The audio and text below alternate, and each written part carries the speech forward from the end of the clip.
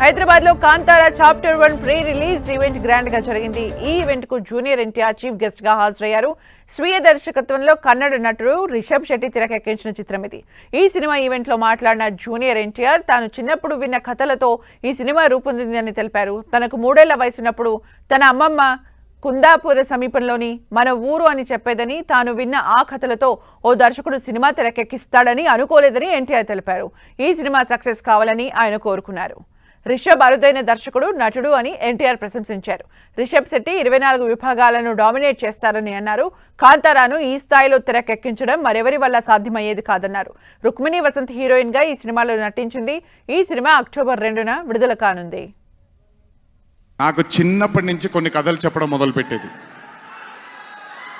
అప్పుడు అర్థమయ్యేది కాదు, ఓహో ఇదేంటి, ఇది ఎప్పటికైనా ఇది నిజంగా జరుగుంటుందా, ఈ కథ నిజమేనా కాదా, ఇలాంటి ఎన్నో డౌట్లు నాకు. కానీ బాగా నచ్చేవి. ఆవిడ చెప్పినప్పుడల్లా చాలా ఇంట్రెస్ట్ వచ్చేది. ఒక్కసారి వెళ్ళి చూడాలి కదా, ఈ గుళిగ ఆట అనేది ఏంటి, ఈ పింజుర్లి అంటే ఏంటి, ఒక్కసారి చూడాలి కదా. చిన్నప్పటి నుంచి నాటుకుపోయింది. కానీ ఏ రోజు అనుకోలేదు నేను విన్న ఆ కథల నుంచి, నేను విన్న ఆ కథల గురించి ఒక దర్శకుడు ఆ కథ తీస్తాడు అని, ఒక చిత్రం తీస్తాడు అని. And that was none other than my brother Rishab Shetty.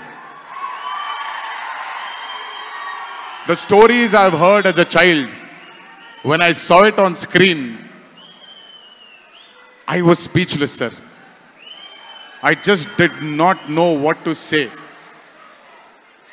కథ తెలిసి నేనే ఇలా అయిపోతే, ఈ కథ కొత్తగా తెలిసిన వాళ్ళు ఏమయ్యారో అదే రిజల్ట్ కాంతారా 1ది.